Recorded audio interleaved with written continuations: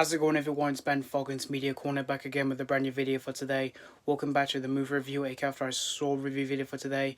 This time for this new episode for this series is going to be my review on the 2023 Vigilante action film, and this is the third and final installment of this action series that's based off the famous television series.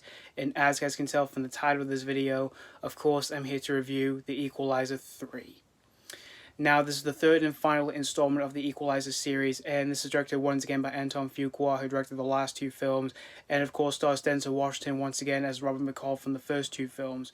And so in this time around in the Equalizer series is that we see Robert McCall finds himself at home in southern Italy, but he soon discovers that his friends are under the control of local crime bosses. But when events turn deadly, McCall knows what he has to do, in which that he has to become his friend's protector by taking on the mafia. So that's pretty much the story of the Equalizer 3. Now, I never saw the first two Equalizer films when they first came out, but when this new film was about to come out, I did manage to check out the first two films for the first time, and I've enjoyed pretty much both of them. The first movie, which came out in 2014, I thought it was an enjoyable, gritty action movie with Denzel Washington, although I wouldn't say that film is like the next John Wick or anything like that, but I still had a good time with that film.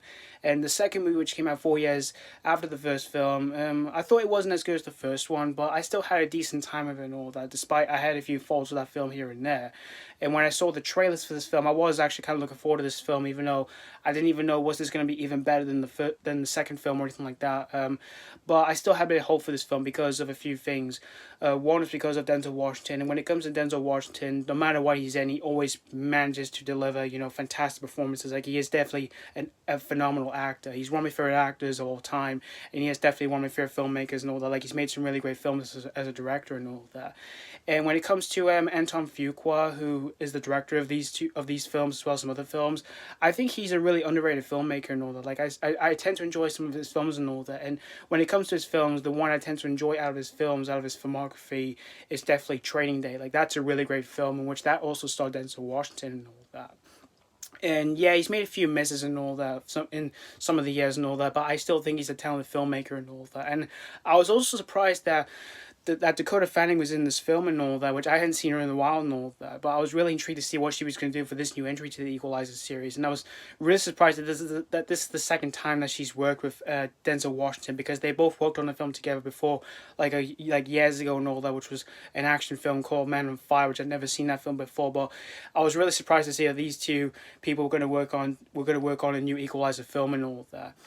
And this film came out just a couple of days ago, which was on the 1st of September, and I went to see this on opening day in my area, and there was quite a few people on the screen that I was in, but not really much of a full house, though. But after watching this whole movie, yeah, I gotta say here, guys, I generally think that this is probably my newest, I think this is probably my favorite in the Equalizer series. Yeah, I had a great time with the Equalizer 3 from beginning to end here. In terms of performances here for this film, Denzel Washington is once again great in the film as Robert McCall, and I liked what he was given for his character in this film through the material that he was given for his character here in this film, which he provides wit and charm to his character once we see him enjoying his retirement in southern Italy and how he interacts with other characters in the film. And I thought Denzel Washington did a great job from all that here. And when it comes to him in the action scenes, he's of course really fun to watch for the action scenes here. Like, he's a total badass like he was in the first two films here, where we see him, killing off a bunch of goons in so many different ways here. And for Dakota Fanning's performance in the film, I thought she was really good in the film as well. And once we see her interact with Denzel Washington in the film, I really enjoyed those moments here.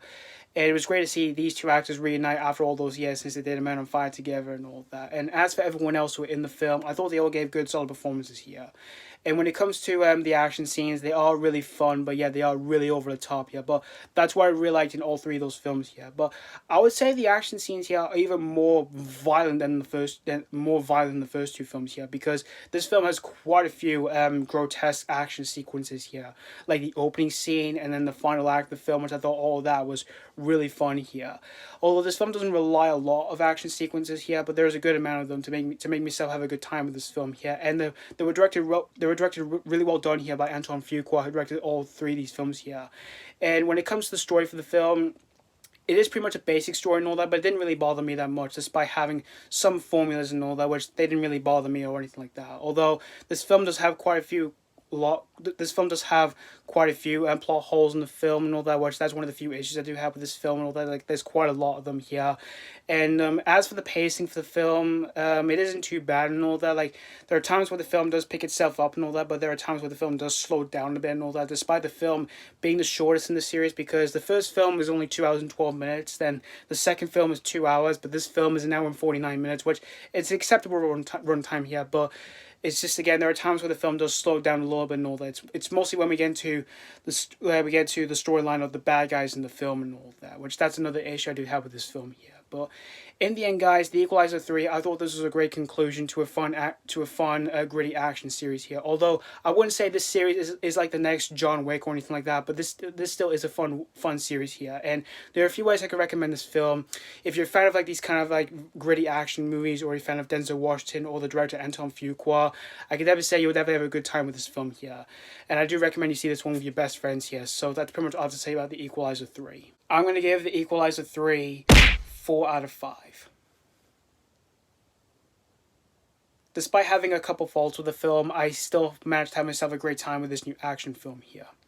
So yeah, thank you guys so much for watching my After I Saw review on The Equalizer 3, and let me know what you think of this movie, if you've seen this already, or if you just recently checked out this film. Did you have a great time with this, or was this not really a popcorn treat?